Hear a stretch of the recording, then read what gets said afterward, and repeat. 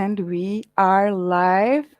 Hello, everybody. Welcome to Meet the Giveth Makers.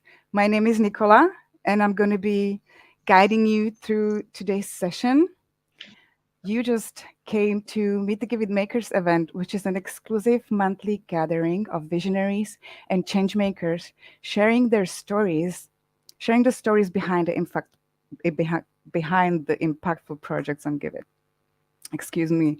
So I'm a little bit nervous because it's my favorite time of the month. I always see the real faces behind the real projects on Give It, and I'm really excited for today's session. We have 6 projects that accepted the invite and came to share with us and you, the audience, about the beautiful work that they're doing. So get yourself comfortable, grab a cup of water or your favorite drink and get inspired by their journeys and missions and the remarkable difference that they are making. But before we jump into the project, I would love to just quickly introduce for those who see this for the first time and who don't know what Giveth is. Well, let me tell you that Giveth is the best crypto donation platform out there. Why? Because we reward donors who donate to verified projects. And we have been around since 2016. And we are focused on rewarding good people for doing the good work. And we don't charge any fees, which means also that everyone can come and create their projects for free. And not only that, we are pure peer-to-peer donation platform, which means that 100% of your donation goes directly to the project. And with no intermediaries, no one else takes any advantage of the donation. It goes exactly to the project that you, the donor, the one who wants to make some impact and support a good cause, donate to. So when we speak about rewarding the donors, we reward those who actually donate to a verified project. And verified projects are projects that have shown proof that their work makes the world a better place. So when you donate to a verified project, you will receive givebacks. So we give you our own token, and for donating to any of these projects. And what this is going to do is also it's going to increase your gift stream, which will flow to you for next few years. And givebacks, which are the gift tokens, they allow you to boost projects and participate in the gift economy and also govern the platform.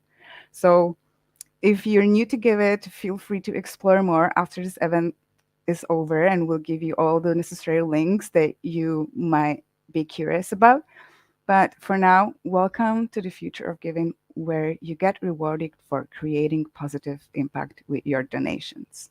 So, with that said, I am excited to go over to our first project, Mycelia. Mycelia is bridging Web3 to indigenous public goods, bridging polarities by using Web3 to scaling up indigenous agency in the digital realm. What does it mean? Please, Dagda and Mathilde, welcome and tell us more about your project. Hi, Nicola. Thank you so much for giving the space, and thank you to Giveth for offering that session. So maybe a quick introduction. So I'm Dagda, co-founder and storyteller at Mycelia, a background in law and economics, and work as a legal advisor and brand strategist. And Mathilde. Yes, my name is Mathilde. I'm from France, with a background in international cooperation and economics, but working and living with indigenous communities, mainly from Amazonia, for now 8 years. And I would say like translating indigenous people mindset as a system inside a global and technological scene. So Mycelia, the core idea of it is realizing that indigenous people on this planet are true regents.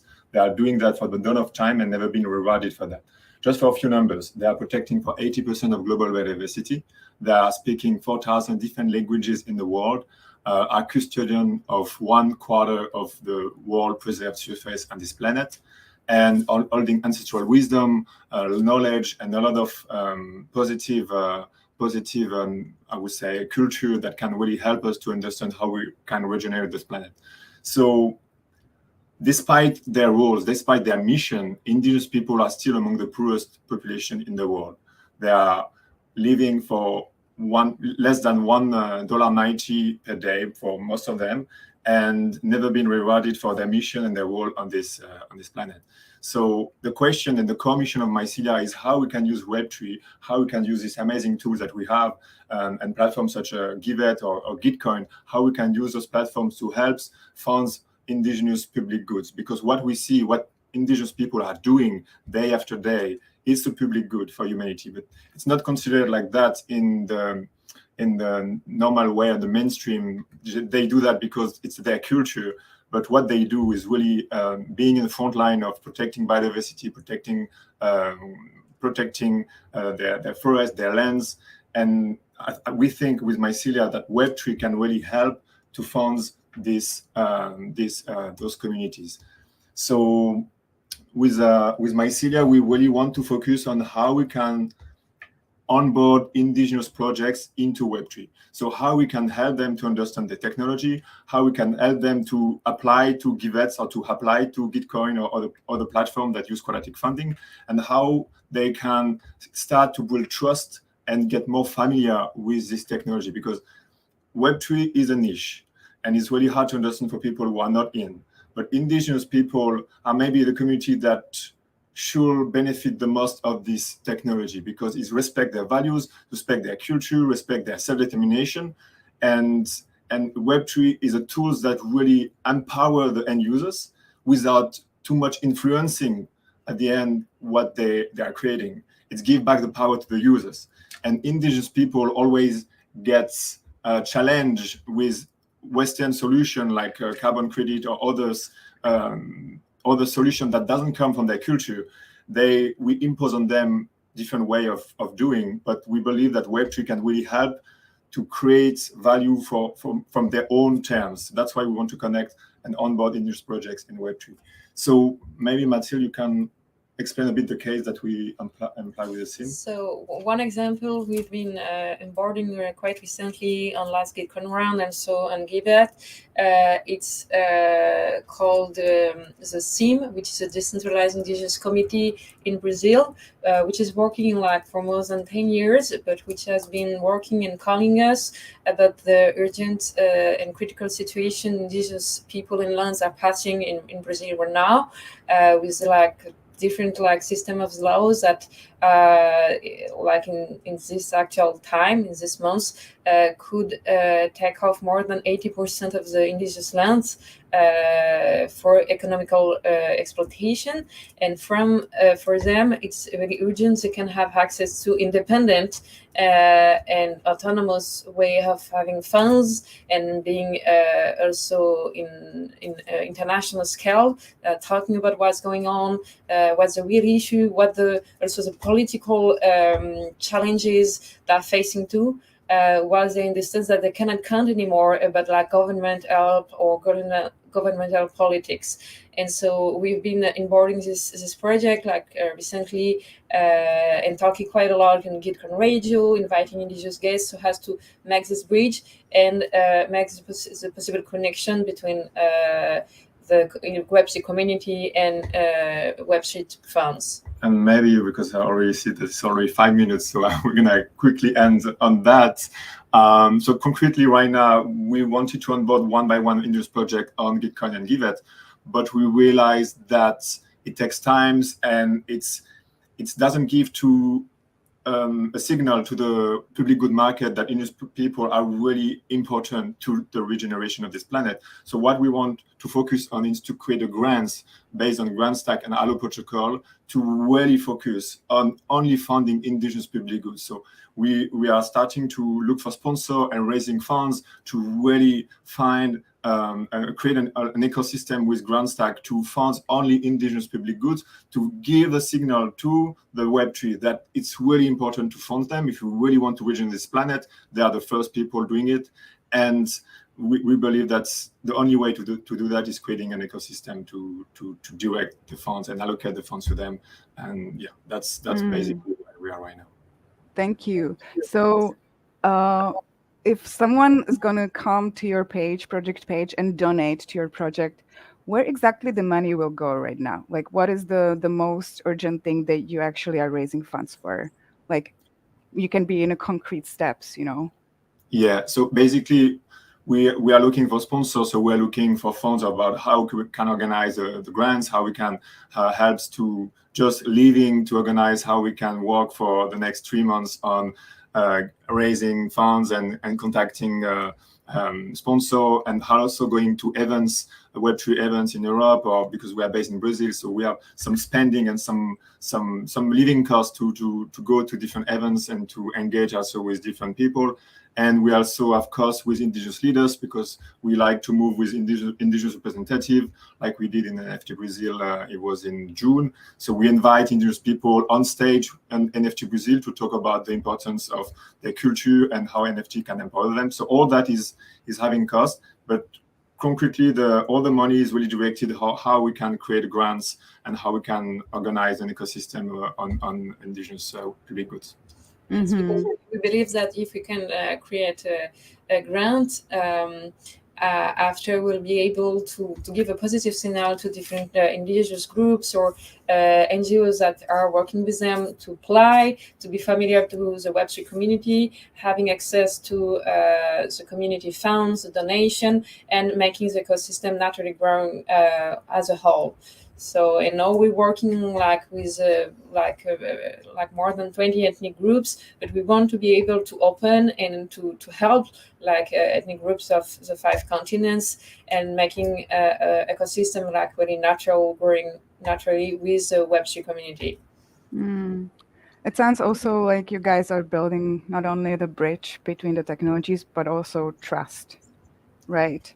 And they learn how to trust these new technologies and people that are really passionate about helping to indigenous cultures around the world. So wow, this was really amazing presentation. I mean, I love your project. I will want to go and donate to your project. And whoever is looking right now, please go. I mean, we have amazing team behind this session that are sharing links not only to this presentation but also to the project, so you can go directly to this project page and donate to them and just help them create more impact if you care about this cause. And with this, because we're on the schedule, on time, we want to move on to another project. Thank you so much, Dagda and Mathilde. Thank you for coming. Bye. So nice to see your faces. And moving on from, actually, I accidentally skipped the next slide before, so you already know who's coming. It's project called Yatson Brian Plaza. I hope I pronounce it correctly. Hi, Marcelo. So nice to have you. So you're coming from the community that's, and now actually you're really growing. I can see that how many people we just invited to this event. So the Mier, this is all about the Mier. Maybe I'm saying it wrong, so you can correct me if I'm wrong later. But the Mier Mini Ramp Renovation Project aims to rejuvenate a beloved skateboarding spot in Rio. Can you tell us more about this project and what is the impact that you're making in the local area, in the local community? And yeah, what is your plan? What do you need funds for? Hey, first of all, thank you very much for the opportunity to share with everybody our projects, our dreams. So basically, the project is located in the Rio de Janeiro, in the north zone of Rio, and was organized through a kind of a collective of skateboarding, local skateboards from Rio that joined together, seeking to renovate the spot at this neighborhood called Maya. That has been, I think it was built around the mid 90s. I was part of the first project also that made it possible. I helped to create the project. And since it was created, it has been a hub of skateboarding. A lot of generation was developed there, and also cultural activity because it's really central in the neighborhood and help to develop, for example, artists and cultural activists and producers. So we also organize events there. So it was a really vibrant and shining place in terms of cultural activity also brought lots of good, positive goods for the neighborhood. And so but then for the past 2 3 years, the place has been practically abandoned, destroyed, and became a haven of yeah, a source of violence and things like that, because yeah, the place has been become really abundant, and which was once a source of positivity become a source of concern in the neighborhood, and people stopped skating there. So the idea was to join the many generations that learned how to skateboard there, and was part of this process to try to bring the place back to its old glory in terms of activities there. People start to frequent the place again, but also turn it again into a hub of cultural development for the neighborhood, and help it bring help other generations how to learn how to skate. Yeah, to be there and have fun, and share good thoughts with the community. So basically, that's the whole movement for the renovation of the mini ramp of Maya was about. And yeah, so we are friends that managed to create this movement. So, and giving just a little bit of more context, uh, this skate yeah, was I got a little, I lost myself a little bit. Yeah, besides this also positive aspect, I mean, for the sport, or how it was important for skateboarding and from culture in the neighborhood. Um, you also have, it has also emotional touch with us, because one of yeah, you named the movement after a beloved friend that passed away 2 years ago, and he was one of the local heroes of the sport, and he was been skating there forever. Was have a really strong connection, emotional connection. So the idea of the movement is not only renovate the spot and bring it back to the old glory, but also as a kind of a homage to our beloved and late friend that died. That's why you named the movement after him. And then and the idea is to raise funds, because you had a budget to renovate the ramp, refurbish the ramp, but also the whole, because it's located, it's right in the middle of a plaza, of a square. It's really central in the neighborhood. So the idea is to renovate the ramp, and also the square, and also organize cultural activities there to make it again like a cultural hub.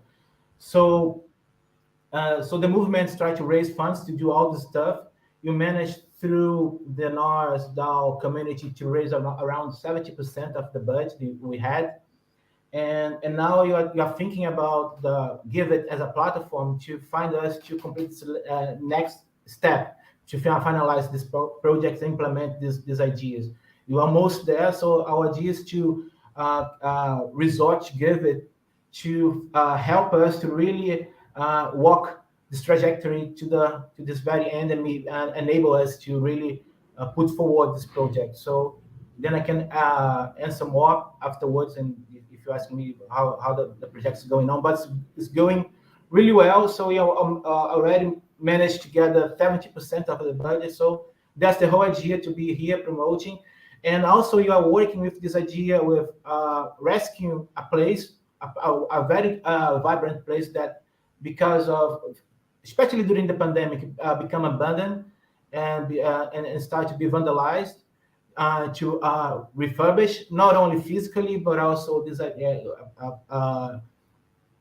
subjectively, in terms of a hub of production of culture. So physically, to help people to start using the place again, but also turn it into a positive hub for the neighborhood, because it's not only about skateboard, also because skateboard has this whole kind of connects with this new universe of culture, connects to the Olympic Games and things like that. But also skateboard also connects to arts and cultural events. So now our idea is to use the sport skateboard as a vector, as a driver for other cultural activities that could bring goods for the neighborhood. And we are doing it by ourselves, without counting on the public, the government. So it's a kind of do-it-yourself project because done by skater that been there forever, had a story there with the place. You made friends there, you live there, skateboarding and creating there. So you decide to organize this movement by ourselves to try to give back to the community, to the neighborhood. Yeah, put our energy, our effort to raise money, and even the engineer that gonna refurbish the ramp also is made of skaters that are not Mm-hmm. anything for that. So that's the whole idea to restore the place and bring back to the community through skateboard and through this idea of culture, sports, and development.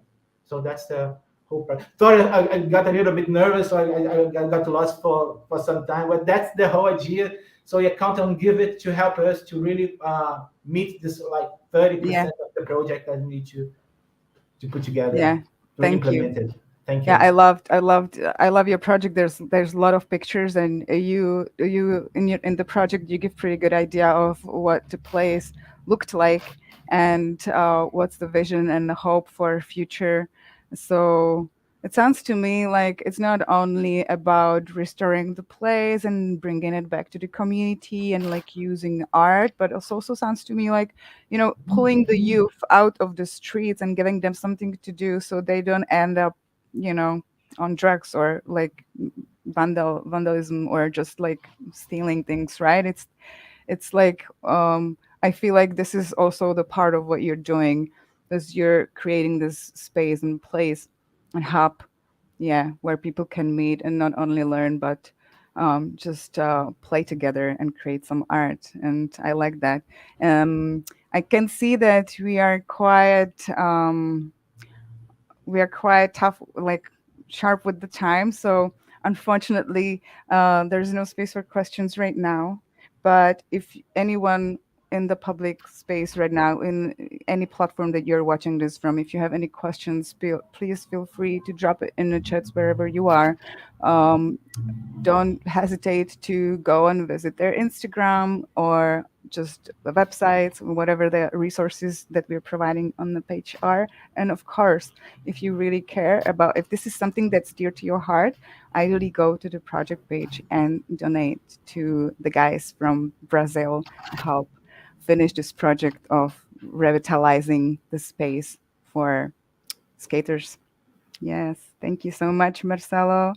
And it's time for us to move over to completely something completely different. But again, as well, it's based in a Web3. And we have Juan here from Refi Medellin.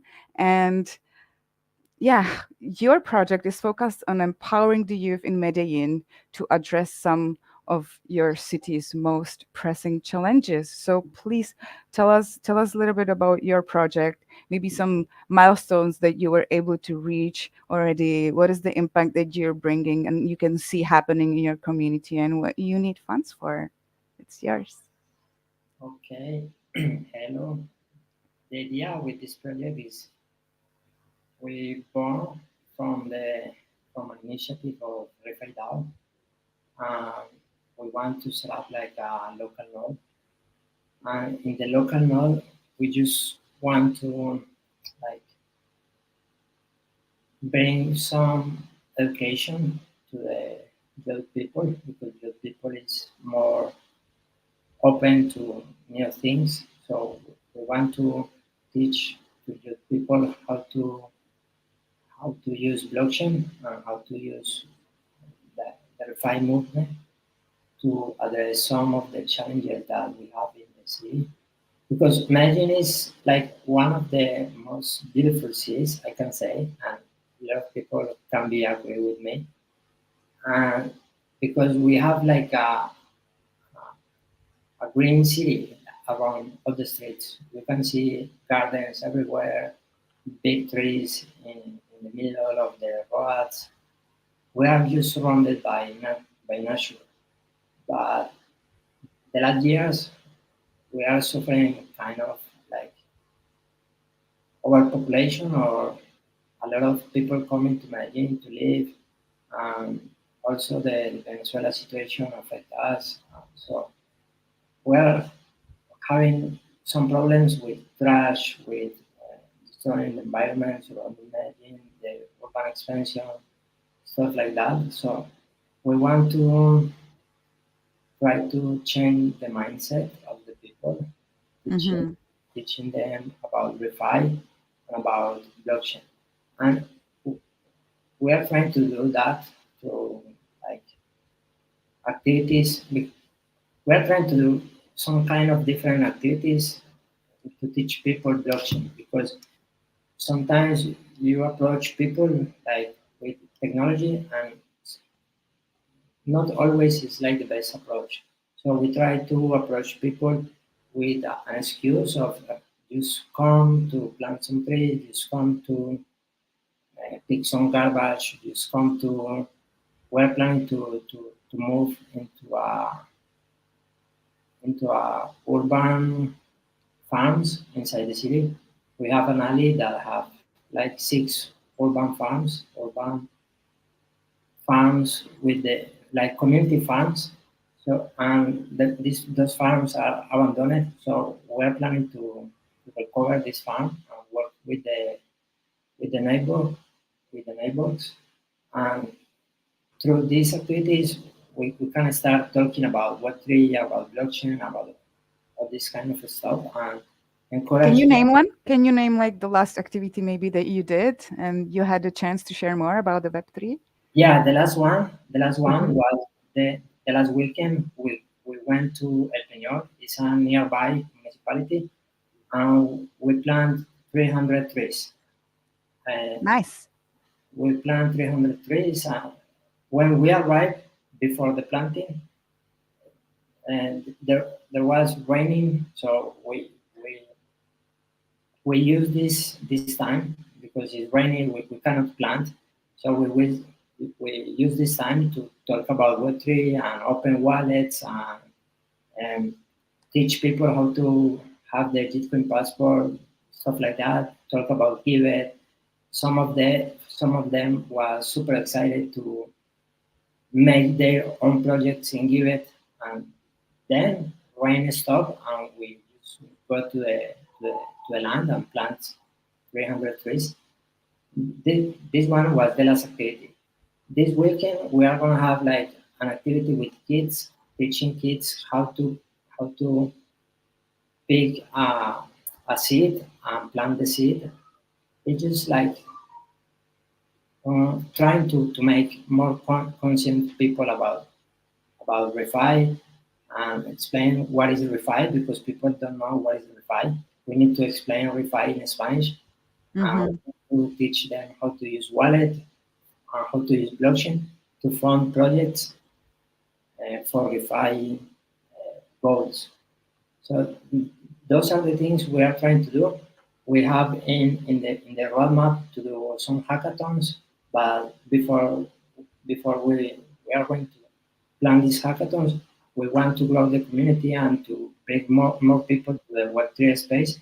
Because imagine we have a nice Web3 space, but it's more focused in DeFi, NFTs, and stuff like that. So we are trying to onboard new people to Web3 space and onboard these people thinking about refi, not about the extractive model, is to come to the blockchain space to build a health environment. So there is there are the things we are trying to do. I'm not good talking about that because I forget a lot of things and it's not my native language. It's kind of difficult. But you can go to the link tree. We have a link tree and you can join the community in Telegram, and we always post the events we are gonna do. We have a Mm-hmm. calendar in the Twitter. You can see a lot of activities we did. We have the Instagram, and we also have a WhatsApp group because people in Colombia don't use Telegram. They use WhatsApp, so we need to open Yeah, a WhatsApp group and that's smart. it's the same. People in Colombia don't use Twitter, so we normally post in Instagram also the Mm-hmm. activities. So that, That's amazing. yeah, Well, thank you so much. Thank you for presenting. And don't you worry. I mean, I hope that people behind this, like whoever is watching this, can have a compassion for us. Like none of us is actually a speaker. None of us is doing this thing, speaking to people about the projects that we do. We just mostly do. And you are the people from the ground who actually do the work. So, I think it's amazing that you are so brave and courageous that you came to here today and spoke a little bit about your project. And I love the idea of, calling in people to plant 300 trees and actually talk about refi and Web3 and like merging these two regenerative ideas as well as with kids. And I have so many ideas. I'm like, oh, what are you going to teach the kids? How would you start with kids, and stuff like that. But because the time is running and there is 3 more projects, I hope maybe to see you. There is an AMA on our Discord, which, by the way, I'm just pausing here and want to say, everyone, you're welcome to join our Discord, which is also at the end of this presentation. There's a link to the event where you can come and join our AMA call and orientation. And that's the place where also we can continue networking and asking more questions. And something that I actually wanted to ask. Thank you so much, Juan. Like, thank you again for coming, speaking up, talking about Refi Medellin. I'm stoked to support your project, and I hope that there's more people who feel inspired to go to your project page and donate some funds to you and get give backs back. Your give backs. Anyways, thank you so much, Juan. And before we move to another project, I just Just, want to say, yes, just do you want to say something? a quick thing that I remember to add because you talk about kids and Yeah. the last weekend, the past one, like 2 weeks ago, we went to a college. The family day, and we plant trees with the kids. So we cannot onboard kids, but we try to onboard the fathers, the parents. Yeah. The parents, smart. That's a good thank you for this. Then. Thanks. That's a good strategy, I think. So thank you again. And whoever is watching this, I have a question on you right now. Where did you hear about this event? Where did you hear about Meet the Makers? This is something that I would like to ask as we are trying to see, like, where are all the people, all the audience coming from? Please drop it in the chat. Wherever you watch this, drop it in the chat and let us know, where did you hear about this event? How did you end up here? Thank you. And moving on, I'm going to go back to the presentation and oops, that's too much. Now we are welcoming Lily from Women Biz, empowering women through Web3, Peruvian Web3 community dedicated to simplifying blockchain concepts and making them accessible through educational events.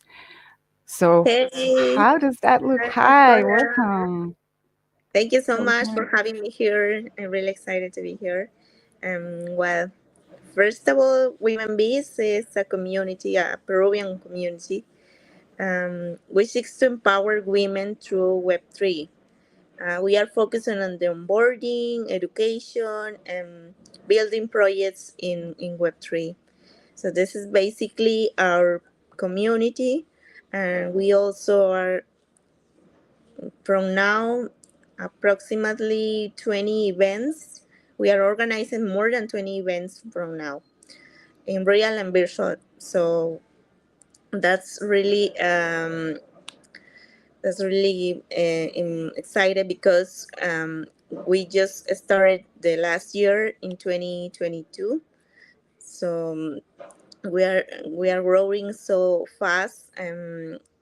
In Peru and Latin America, we are one of the communities with more adoption, with more people, with more women, building education, making activities in real and virtual for a community. So So, yeah, can I ask a question? So you're purely focused on the women, or it's everyone? it's open to everyone, but our focus is women. And Mm-hmm. we are trying to make a percent. For example, in one event we need more than 60% of women participate in our event. So no matter if we invite to men's or people who really wants to attend to our events, but we have this KPI like 60% of our assistants needs to be women. I love that. What do Yeah. you what do women bring to the Web3 space? And also, one another question is, how do you see it affecting the communities, and what's the impact that it's making in your communities surrounding? Um, for example, 5 women who are communities were or won a scholarship to travel to another country to assist to attend to the first Web3 event. For example, um, Leah and May, two of our members of our community, went to Brazil to participate in the first Ethereum Latin event. So that's really amazing because they went to build a project. Basically, the project was a way how to improve the education or the adoption um, about blockchain in Latin countries. So, um, but also I'm traveling to Lisbon in June, and I went to participate in my first Ethereum and my first Web3 event then there. So yeah, that's the impact we are doing for more women to participate in Ethereum events or tech events, and to get to know more about blockchain, AI, Web3. So those topics that we are bringing education now. Yeah. Thank you, Lily. So, are you one of the onboarded women into the space? You would say like your story could fit into what your organization is doing or your project? Yeah, for example, we develop a loyalty project. Mm, mm, yes, the team was 5, no, 3 women and 2 men, and we participate in a hackathon here in Mhm. Peru. And we the project that we developed was loyalty program for business with NFTs. So we did a collection of NFTs, and each commercial um, can get those NFTs and can change for the products that they want. So that was our project, and we won our first place of that hackathon. So yeah, this year we also are doing a hackathon the end of this year. So we are thinking about this hackathon will focus with more women because we see in most of the hackathons or builders program that don't don't see the participation of women. The majority of the participants are men. So we want to increase the participation of women. So, and Mhm. that's our goal for now. And also we have another projects like Women Biz Academy. It's really focused. We are doing boot camps for women to start from zero to advanced level in Web3 technologies, blockchain. And this all is for free for these women to come and learn from you, and you give Yeah, the scholarships so they can actually afford to go to the crypto conferences and learn more from others and participate in the hackathons and like actually, you know, more adoption in the space. Correct? Do I understand this yeah. right? Yeah, it's Wow. totally free. Everyone is welcome. Like I said before, we need more women. We have the KPI that 60% of women can attend to our events, and yeah, it's totally free. So you all guys are always welcome to our community. And Wow. you can Thanks, know more Lily. about us in our website, highwomenbees.com, and in our Twitter X now. Yeah, Instagram, yeah, TikTok. We also have a TikTok account, so you can find us there. lovely.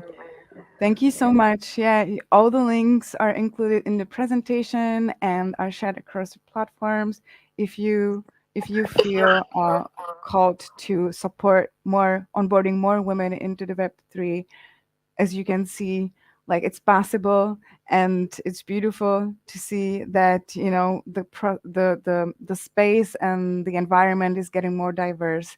And I'm really grateful that you were courageous enough to come and speak and talk about your project today. Thank you so much, Lily. Uh, It was lovely having you. Yeah, I by hope the way, you can also donate to Giveth to increase this participation of women in technologies. So always I will, we are and I hope grateful you with will all your too, work. whoever's watching. Yes. Yeah, yeah. Yes. Thank you so much Thank for having me here, and thank you. thank you. Thank you. Thanks. I know we're running fast and we're just like giving a little sneak peeks into insights into the projects. Like feel free to go to the projects pages and read more information, get more involved. And because time is running so fast, I think we still have two more projects to go. So let me go back to the presentation and introduce the next project. I hope that John is here. Hi, John. Nice to have you. So John is coming here today on behalf of the Solar Foundation, and their mission is to fund solar to underserved communities in emerging markets and developing economies. I think it's a very smart way to bring more of the green energy into space.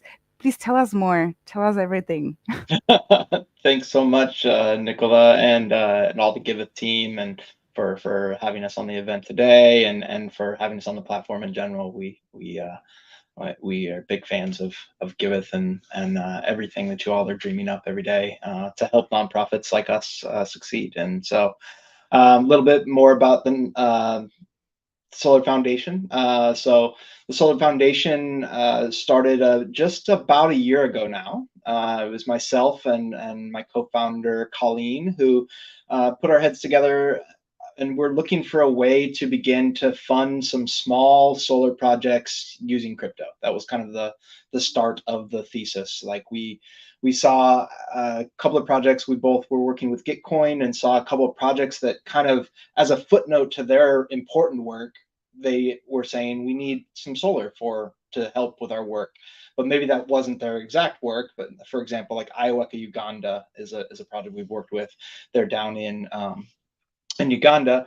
And I was going to say, I believe I don't want to give false information, but I believe they are on Giveth as well. So, so happy to shout them out as well as you look through some of the projects today. Definitely look them up as well. But we'd seen Jonathan, the founder of that organization, had put a little footnote in that he really could use some solar for his office and for some security for the farm where they grow their trees. And so, their core business is not to build solar. Their core business is to be growing all of these trees and educating and providing these trees and other fruit and things to the community. So we thought, what if we just start small? We're going to see if we can raise a little bit of money or initially with Gitcoin and help Jonathan out. We'll do that fundraising sort of for him.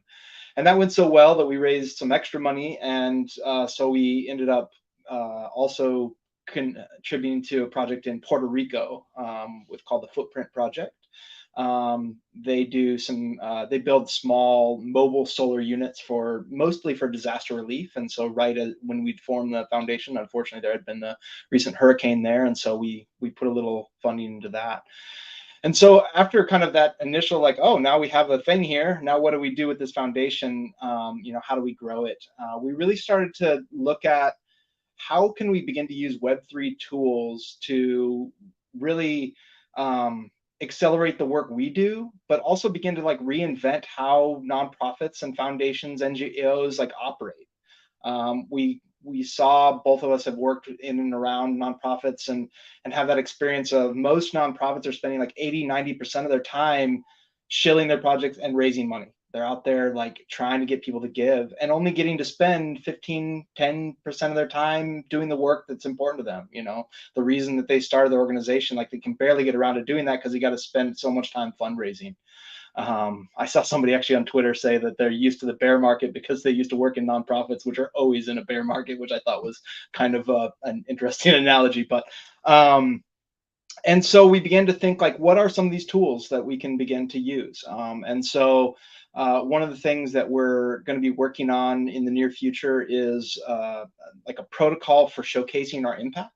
And so we're planning to work along with HyperCerts and some other teams to develop what we're calling just sort of like a general impact certificate that we can mint for each of our projects, and then attach to that all of the sort of proof of impact, whether that's testimonials from the communities that we serve, or actually monitoring the solar system, so you're getting like all of that data incorporated into a certificate.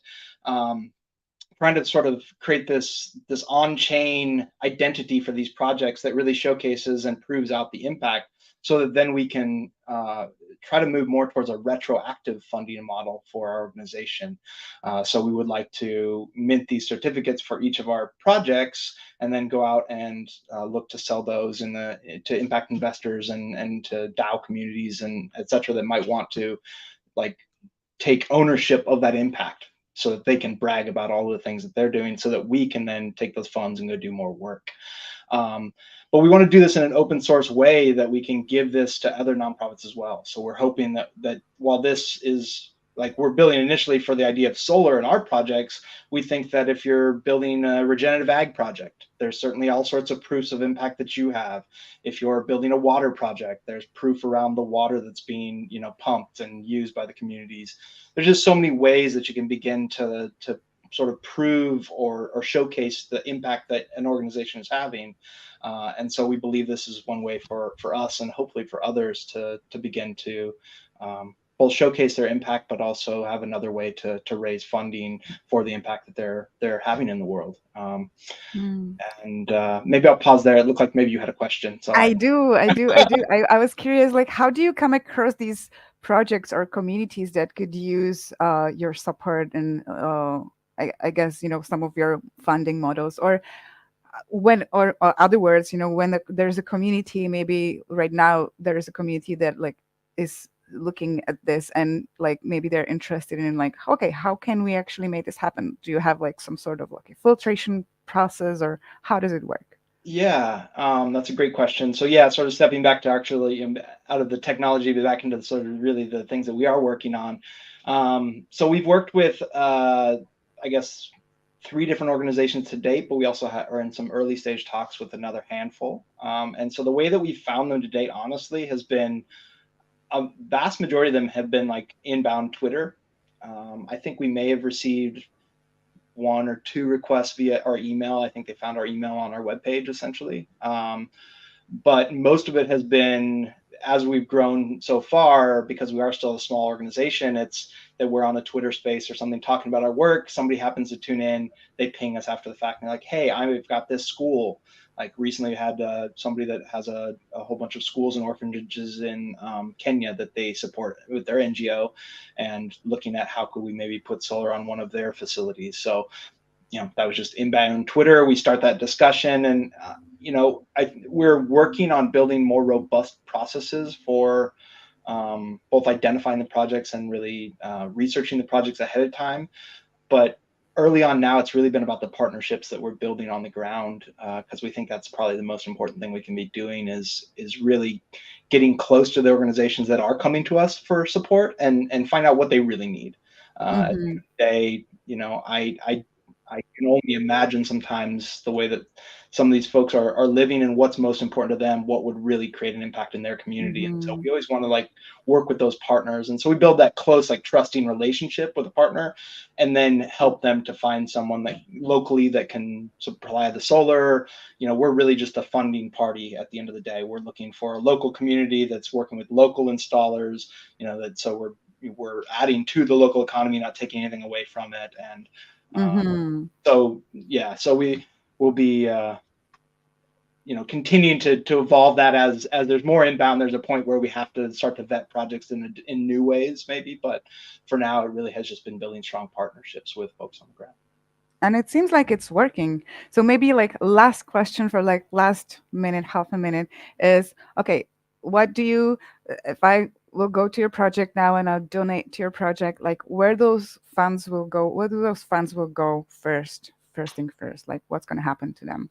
Yeah, I would say right now, like top of mind, the projects that are likely next in our pipeline, we have a school in Tanzania that we've been talking with the folks there. The partner is called Omoa, and their organization has this school that also provides some community resources, and so we want to build actually one of the larger projects we built to date on their facility that'll provide both electricity for the school, but also a computer lab so that can be more of a local resource.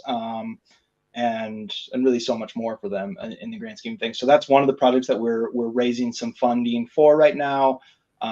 This project I just mentioned in Kenya is starting to get a little clearer on what that might look like. So that's another potential one. But generally, all the funding goes straight to projects. We have very little overhead at this point. We're trying to push as much out to the communities. As we scale, we may, at some point sort of pay ourselves, but really we're doing most of this work in volunteer time and out of love and desire. For me personally, though, I think I would speak for Colleen as well. Like we're both just trying to make the maximum positive impact in the world. Like that's like, at least for me, that's like my life mission. That's my purpose. So I live out of that in whatever way I can, particularly with Solar Foundation, all the work we're doing. Thank you. And I believe you. And I'm on the same boat with you. And I really like your background. And I'm reading in your background something that actually is complementing of what you just said, love. Say it in any way you can and as often as possible. I love that. So yeah. love to your project. And also, whoever is watching this, show some love by sharing some donation. It doesn't have to be much, every little penny counts. So thank you so much, John, for coming today and joining us. And we have one last project to go. So thanks again. Nice to having you. And we're going to the end. And there's one more project. It's very impressive. I met Andrew in person in Barcelona actually this year. Hello, Andrew. And Andrew is here with us representing this project that's called End Homelessness Thanks to Web3 Community, or other words, homeless entrepreneur. And they're promoting economic empowerment and poverty reduction via work and active citizenship. What does it look like? Perhaps I'd love to hear your own personal story, Andrew, and what do you need thanks for as the next? It's yours. Okay, can you hear me properly? Yes, I hear you perfectly. Perfect. So as you can see, I'm in the street, which is appropriate because we're working on ending homelessness. My name's Andrew Funk. I'm the founding president of Homeless Entrepreneur, which is a foundation that helps empower people out of poverty. We do that anywhere from the uphills of Sri Lanka to South Africa to Argentina to Alaska to Switzerland, right? So I experienced homelessness myself. We had raised money for an organization to bridge entrepreneurs and investors, and all that money was spent very quickly on employees, and I was left in a very uncomfortable situation in which I just had my first son on the company, everything was going well, and then it turned upside down. So it got very uncomfortable very quickly, and I had to find a solution to help myself. And after that's how the Sorry, we just lost you for a second. I'm not sure if it was just me, but it lost like a last maybe half a minute. So if you can. Okay, last half minute. Okay, we'll try to go. No, half minute, just like last sentence maybe. All right, I experienced homelessness myself, and then after solving my issue, I wanted to help others. So I had 35,000 contacts, the desire to change my situation, and the entrepreneurial spirit. And so since then, in the last 8 years, we've been working on creating a scalable project that can be modeled around the world and take what was my personal experience and my purpose, and then understand how to connect with the purpose of everyone else, like Web3, to inspire others at what they love and what they do great. So that's my story. I had to overcome it, and then trying to find other ways to help others overcome it as well. We have programs and projects to understand really what we do. We have a helpline that's international, so people call us from all over the world. Today we received messages from people from Uganda that are helping homeless children and orphans, and that then takes us into our second program, which is called Voices, which gives people the opportunity to explain their first name, their location, their current situation, and what they're looking for. An example of a success story there is that there's an Australian chef named Tony. I met him because I was at the World Economic Forum. We met a guy named Will I Am. You've heard of him. He also plays around in Web3. And then I met a professor of neuroscience at Polytechnic University of Hong Kong, and he introduced me to Tony, who was the homeless Australian chef in Nice, France. He contacted our helpline, he participated in the Voices program, and a local journalist picked up the story. And then he published it in the newspaper, and within hours, people gave him an opportunity to get off the street. There's a woman that helped him, and then he received another place to stay with the family, then he got a job, and then another job. But those are the first programs we have. The Helpline, Voices program, and then we have the Help program, which helps people become active working citizens. And that's the main thing that we do. It's a holistic approach, so anywhere from professional development, health, education, housing, finance, legal, communication, sales, and mentoring. And that's the package. Everything we do, so people don't have any excuses. You focus on what they do well, and you find opportunities to involve the community. When it comes to the metaverse, we have a partnership we're working on with an organization called Hopeville. And Hopeville is an educational virtual world inside the Roblox platform, which is used to let people learn about homelessness by placing it within 10 different games in the platform. So that way there's more of an awareness, and the children, because it's the younger generation all that are using it, are learning about the opportunities to participate in awareness, so that way as they get older, they can be more conscious and come up with better solutions than what we're doing right now. Okay, so that's an example of a current partnership we have. And then from there, it's, social innovation is huge for us, so we're always trying to figure out how we can bring people and get them involved in what we do, like the Web3 community. You have so many great professionals, a lot of young people as well with new ideas, trying to figure out how we can come up with better solutions.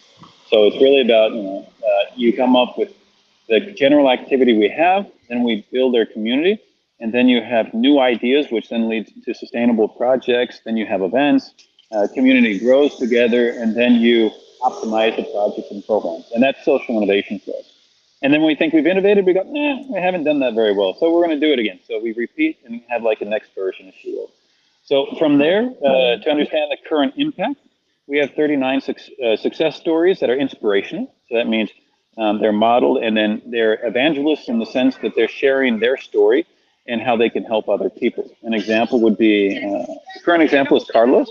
He contacted us because of his sister in Venezuela, and he was homeless in Madrid. He contacted us, and he's gotten off the street. He just finished a program called Restart with Amazon, and so he's an AI professor.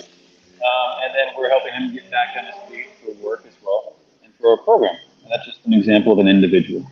And then we have 429 stories of homeless people that have improved their life significantly, and then more than 3,000 that we've attended through a helpline and various activities throughout the years. And more than anything, we're just really excited about activating the amazing community within Giveth, so that way we can show how Web3 can end homelessness. So I'd just like to thank you, Nicola, and everyone else on the team and the audience that's paying attention to us. We've already raised 42% of our first goal of 1,000 euros and Giveth, and the objective is to hit 1,000, so that way we can end homelessness for one person. And then once we raise the funds, obviously we celebrate that by inviting the community to volunteer on the project with us, so they can actually have all the transparency as well, not just the funding transparency, but how the work actually takes place. And this is what we plan on doing. So we hope people donate and get involved, and we can create success stories that inspire others to get involved as well in Web3. I love that. Thank you. That was so comprehensive and so holistic. Like I can tell that there's just like so many ways that the funds go, so many different areas that the funds can go into. So thank you so much, Andrew, for making time and space in your busy day between living your life, dropping your daughter in school, and just making At sure the that. pool. I have to wear her Hannah Montana thing while she swims for the first time. So she's in her first swim Oh, class. how sweet. Well, thanks for really making time and space for coming today and speaking about your beautiful project and work that you do here. And thanks for onboarding your project on Giveth. And I hope that the Giveth community and everybody who's watching is being touched as well as I am and will show some love by sending some support, either just sharing by your project or sending some donations, etc. There's just so many ways to support. So thank you so much for coming and joining us today.